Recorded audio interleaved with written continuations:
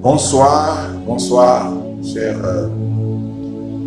auditeurs, vous qui nous suivez sur le rendez-vous du lundi. Nous sommes donc au rendez-vous encore ce soir pour vous parler d'un thème. Bien, avant cela, nous allons prier le Seigneur et le mettre tout entre les mains de notre Dieu. Prions le Seigneur. Éternel, Dieu Tout-Puissant, toi qui es le Créateur de toutes choses, nous remettons tout entre tes mains. Par ton esprit, inspire-nous et par ton esprit, touche tous les cœurs dans le nom de Jésus de Nazareth. Que ton nom soit béni au travers, Seigneur, cette parole que nous allons adresser au public. Que ton nom soit béni par l'écoute de la parole. Reçois la gloire, Père. Dans le nom de Jésus, nous avons prié. Amen. Ce soir, comme je l'ai déjà annoncé, je vais parler d'un thème que j'ai intitulé « Une équipe performante ». Ce thème, je l'ai tiré d'un passage de la Bible, Exode, le chapitre 17, du verset 8 au verset 15. Et donc, je me suis inspiré de cette histoire-là, ici, pour donner ce thème. Je rends grâce à Dieu qui m'a donné l'inspiration, qui m'a donné la compréhension et qui m'a donné la révélation au travers ce passage. Bien-aimés, dans cette vie, que ce soit dans une société, dans une entreprise, dans l'église de Dieu, une équipe est très importante. Et une équipe performante aussi est très importante. Avoir une équipe performante. Et Dieu, c'est la volonté de Dieu que dans son église, que nous mettions en place une église performante. Que nous mettons ensemble toutes les compétences que lui, Dieu, il a mis dans son église. Il a mis dans les gens qui se rassemblent dans l'église. Il a mis dans ses enfants, les gens qui constituent son peuple. Nous avons donc un récit dans ce récit-ci. Le récit, comme je viens de l'annoncer, c'est dans Exode. Alors Moïse dit à Josué, choisis-nous des hommes, sors et combat Amalek. Demain, je me tiendrai sur le sommet de la colline, la verge de Dieu dans ma main. Josué fit ce que lui avait dit Moïse pour combattre Amalek. Et Moïse, Aaron et Our montèrent au sommet de la colline. Lorsque Moïse élevait sa main, Israël était le plus fort. Et lorsqu'il baissait sa main, Amalek était le plus fort. Les mains de Moïse étaient fatiguées. Il prit une pierre qu'il plaçait sur lui et il s'assit dessus. Aaron et Our soutenaient ses mains, l'un d'un côté, l'autre de l'autre. Et ses mains restèrent fermes jusqu'au coucher du soleil. Et Josué vainquit Amalek et son peuple au tranchant de l'épée. L'Éternel dit à Moïse, écris cela dans le livre pour que le souvenir s'en conserve et déclare à Josué que j'effacerai la mémoire d'Amalek de dessous des cieux. Moïse bâtit un autel et lui donna pour nom l'Éternel va bénir. Il dit, parce que la main a été levée sur le trône de l'Éternel, il y aura guerre de l'Éternel contre Amalek de génération en génération. Bien aimé, quels sont les passages, quels sont les personnages de ce récit? Nous avons Moïse qui est de la tribu de Lévi, Moïse qui est le leader du peuple de Dieu, et Moïse qui est le prophète de Dieu auprès de son peuple. Donc celui qui est revêtu de l'autorité de Dieu. lui dit, pour communiquer la volonté et les instructions de Dieu à son peuple.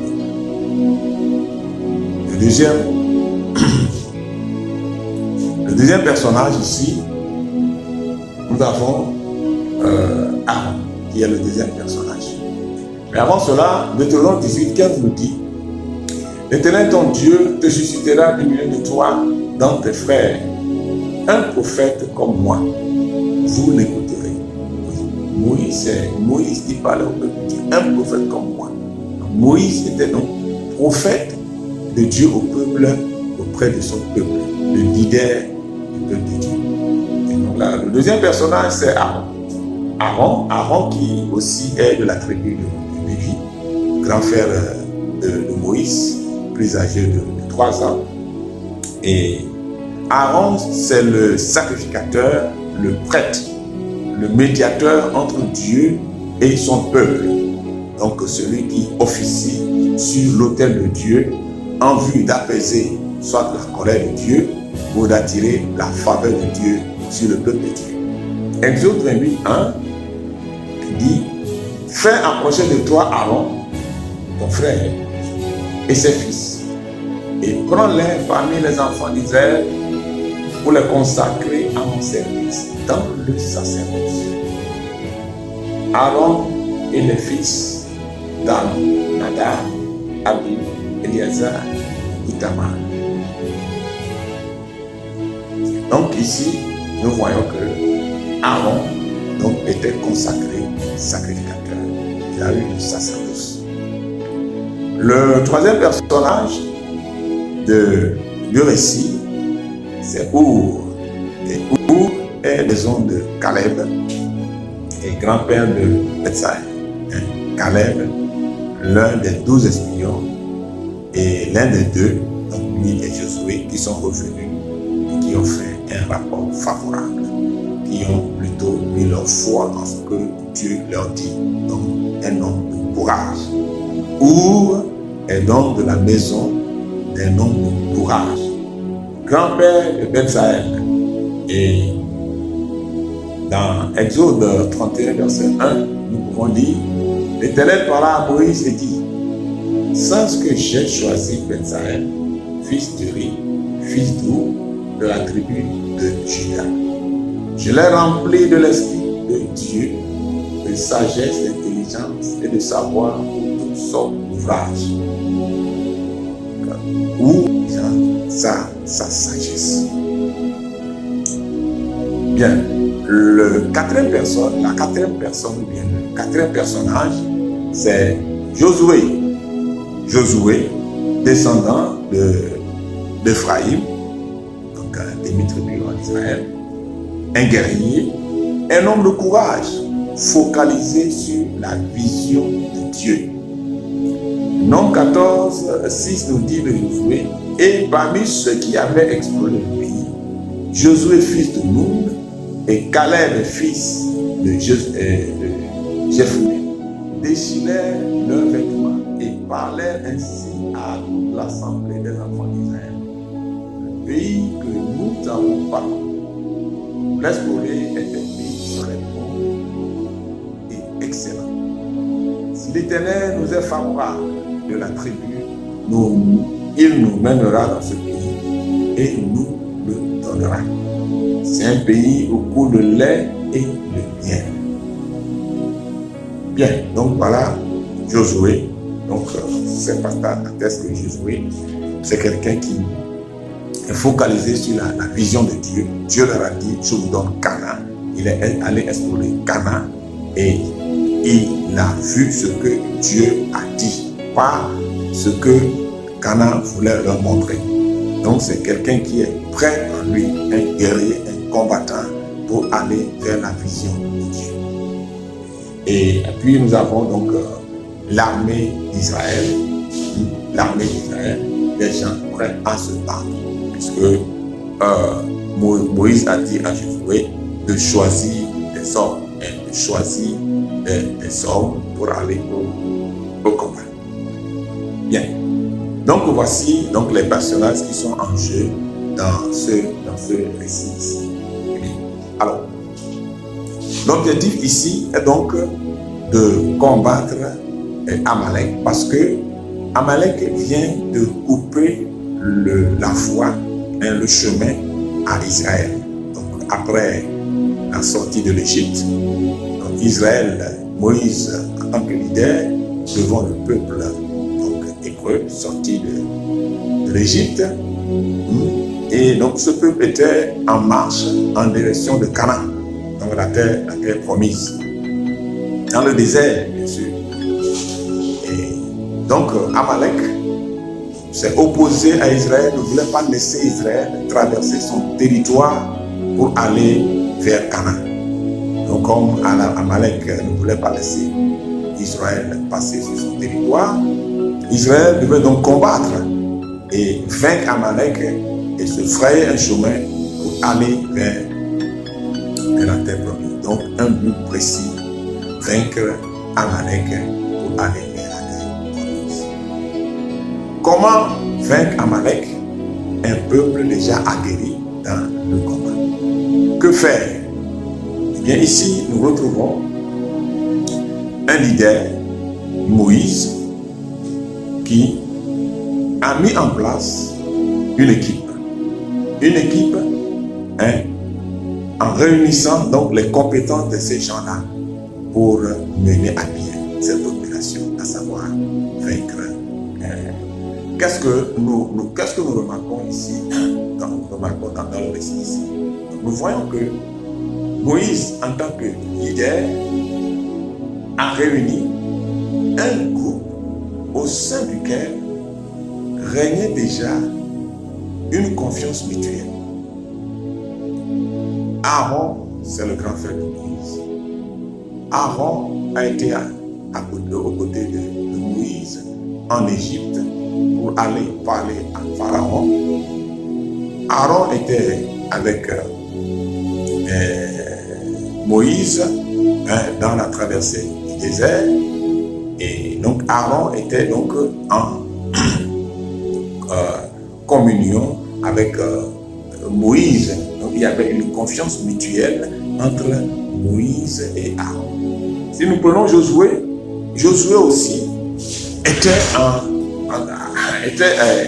dans cette confiance mutuelle avec Moïse parce que quand Moïse les a envoyés pour aller, Josué et Caleb qui a donné un bon de l'ordre que Dieu a donné à Moïse et que Moïse a transmis au peuple. Donc Josué aussi était quoi? Était dans cette confiance mutuelle avec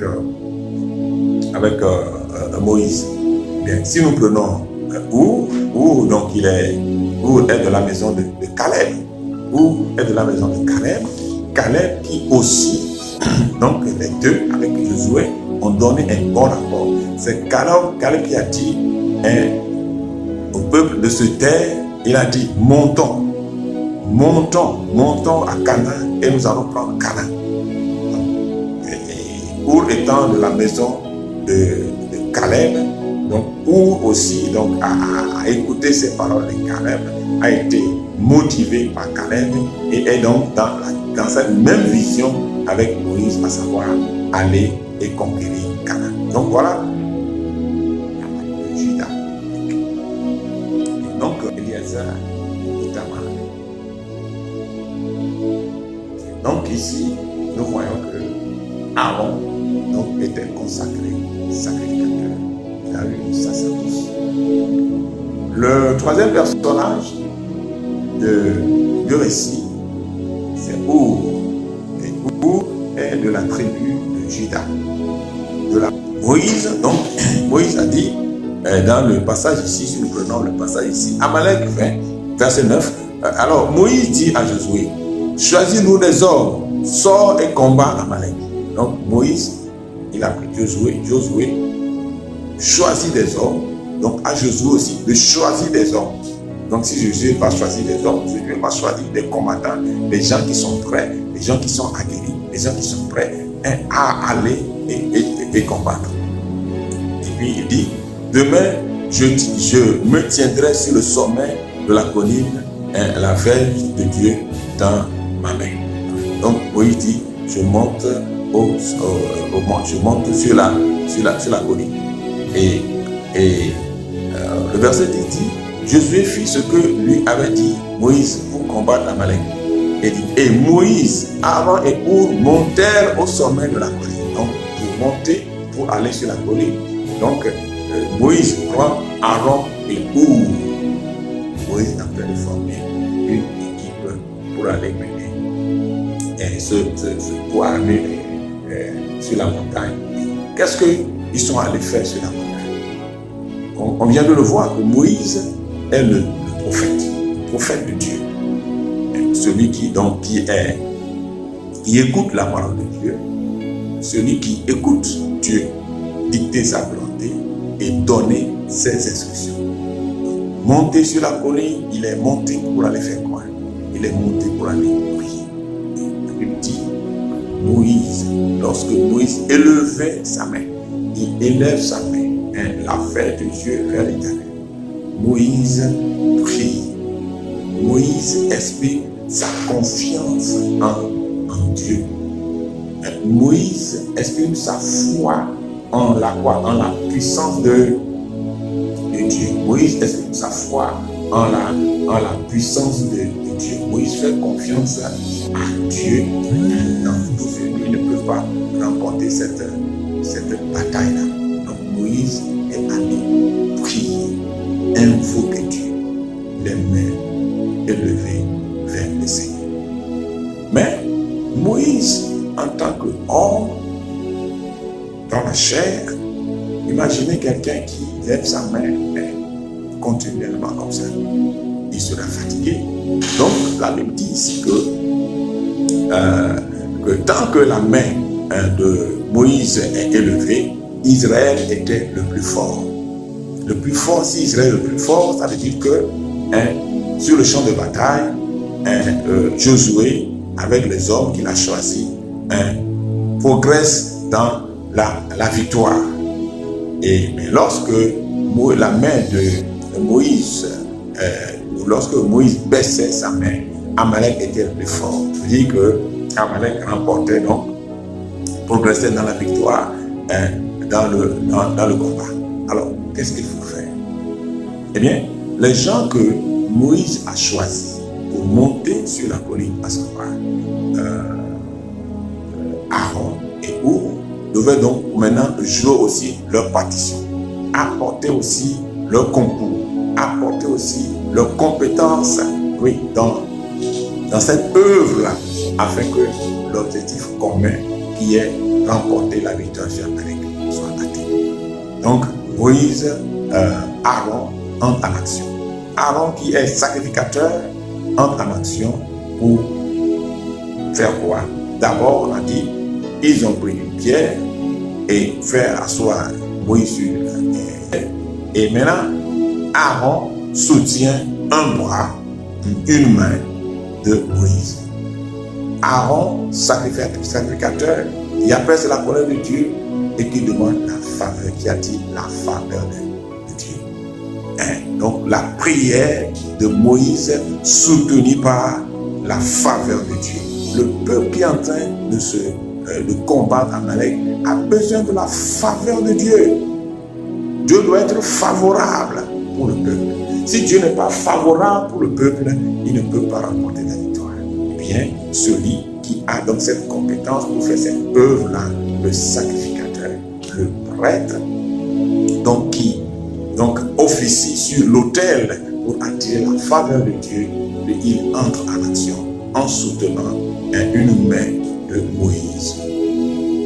Eh bien, il y a donc cette deuxième personne, Our, qui est de cette lignée de gens où Dieu a donné quoi?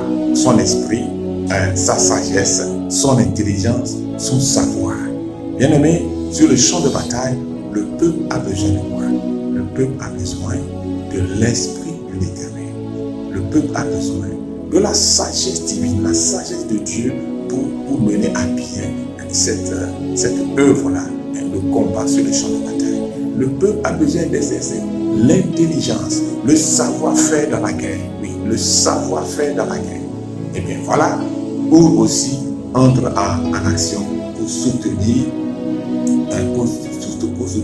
Moïse. Et voilà, donc Moïse qui est en train de prier pour invoquer la puissance de Dieu. Oui, la puissance de Dieu. Que la puissance de Dieu se manifeste dans cette opération afin que le peuple de Dieu puisse remporter la victoire.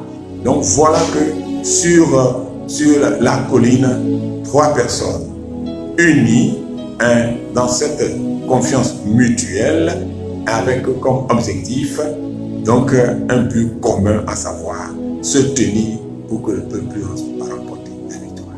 Et maintenant, sur le champ de bataille, il y a une autre personne, Josué, qui met aussi sa compétence, à savoir sa force physique. La force physique. La force physique et son bravoure, son courage pour mener les autres, la troupe, les soldats au combat, pour leur donner l'exemple. Et la Bible dit ici que comme Aaron et Hur ont soutenu les mains de Moïse, les mains de Moïse sont restées fermes. Comme la faveur de Dieu a Dieu a été favorable à la prière de Moïse. Et cette prière de Moïse dégageait donc quoi? Une sagesse de Dieu, l'intelligence de Dieu, le savoir de Dieu, oui, soutenu par Hur qui apporte l'intelligence, le savoir-faire de Dieu, la sagesse de Dieu. Bien-aimé dans le Seigneur, une équipe performante avec un guerrier sur le champ de bataille. Il dit, donc, avec ça, ses mains restèrent fermes jusqu'au coucher du soleil. Ses mains restèrent fermes jusqu'au coucher du soleil. Verset 13. Et Josué vainquit Amalek et son peuple au tranchant de l'épée. Alléluia. La victoire avec une équipe performante. La victoire avec une équipe performante. Bien-aimés dans le Seigneur, nous devons former une équipe performante. Une équipe performante. Et ici, donc, vous voyez que chacun avec quoi? Ses compétences. Bien-aimés dans le Seigneur, nous devons comprendre Dieu dans notre vie. Aujourd'hui, si nous venons dans l'église de Dieu, eh bien, dans l'église de Dieu, Dieu a donné des compétences. Ou bien les enfants de Dieu dans les églises sont remplis de compétences. Nous avons les compétences spirituelles. Nous avons les compétences spirituelles, puisque la Bible dans le Nouveau Testament parle clairement des dons du Saint-Esprit qui sont des compétences spirituelles que Dieu accorde, Dieu qui nous a créés, et c'est Dieu a mis en nous des compétences innées et des compétences naturelles. Et que c'est ce qui fait que nous sommes différents les uns des autres. Déjà aussi par les compétences que Dieu nous donne pour que nous soyons complémentaires dans ce monde. Et puis, par la formation, par l'apprentissage, l'école, etc., l'instruction, donc nous avons acquis également des compétences. Aujourd'hui, le monde avance et dans les églises, les gens ont plusieurs compétences dont a besoin l'église d'aujourd'hui pour percer dans ce monde. Eh bien, qu'est-ce qu'il faut? Il faut donc que les dirigeants d'église, je veux dire, les gens qui sont élevés au rang de dignité, donc les autorités de l'église, pasteurs, prophètes, évangélistes, docteurs, et puis les présidents d'église, etc. Tout ça là. Bien. Donc, ces personnes qui sont élevées au rang de dignité dans l'église doivent comprendre cela, de ces exemples-là, et faire quoi? Réunir ces compétences-là. Réunir ces compétences dans l'église.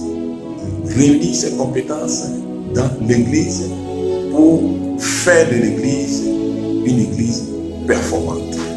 une église victorieuse pour l'accomplissement du mandat biblique, à savoir le salut des âmes. Oui, le salut des âmes. Les compétences spirituelles sont données pour l'utilité commune. Les compétences innées sont également données pour être utiles les uns pour les autres.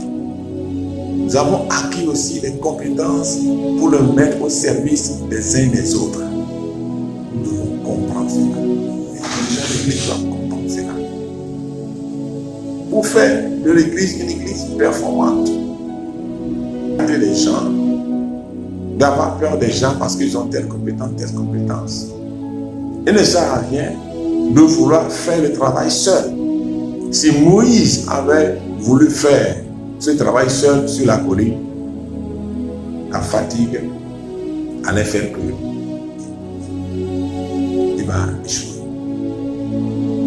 Le peuple de Dieu serait battu et l'objectif de Dieu ne serait pas atteint. Le but ne sera pas atteint. Mais comme Moïse a réuni ses compétences autour de lui, Moïse ne s'est pas dit, bon, je suis le prophète. Oui, il est le prophète, mais il n'est pas le sacrificateur. C'est Aaron qui est le sacrificateur. Vous voyez, Moïse, c'est bien, il a la sagesse de Dieu, mais Dieu particulièrement a donné la sagesse à la maison de Our. Voilà. Dieu n'a pas demandé à Moïse lui-même de faire le tabernacle. Non. Si Moïse a la sagesse, il n'a pas la sagesse pour faire le tabernacle. Dieu a dit, il a donné la compétence à d'autres personnes. Lui, Moïse a eu la vision du tabernacle, mais Dieu a donné le savoir à d'autres personnes pour construire le tabernacle. Dieu a donné la vision à Moïse pour les ustensiles, pour les habits, tout ça là, mais il a donné la sagesse à d'autres personnes pour le faire. Bien-aimé, c'est comme ça. Nous devons mettre toutes ces compétences ensemble dans l'église de Dieu pour avoir une église performante. Au-delà de l'église, nous qui sommes des enfants de Dieu, nous sommes dans la société, nous avons des entreprises, nous avons nos lieux de travail. Eh bien, nous avons des personnes là-bas qui ont des compétences, il serait mieux de faire quoi? De faire équipe avec ces personnes, d'accepter ces personnes, de créer naturel. Ce qui fait que nous sommes différents les uns des autres.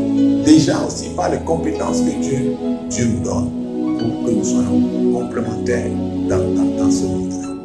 Et puis, par la formation, par l'apprentissage, l'école, etc., l'instruction, donc nous avons acquis également des compétences. Aujourd'hui, le monde avance et dans les églises, les gens ont plusieurs compétences dont a besoin l'église d'aujourd'hui pour percer dans ce monde. Eh bien, qu'est-ce qu'il faut? Il faut donc que les dirigeants d'église, je veux dire, les gens qui sont élevés au rang de dignité, donc les autorités de l'église, pasteurs, prophètes, ministres, docteurs, et puis les présidents d'église, etc., tout ça là. Bien, donc, ces personnes qui sont élevées au rang de dignité dans l'église doivent comprendre cela, s'inspirer de ces exemples-là et faire quoi? Réunir ces compétences-là.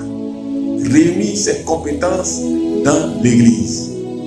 Réunir ces compétences dans l'église pour faire de l'église une église performante, une église victorieuse pour l'accomplissement du mandat biblique, à savoir le salut des âmes.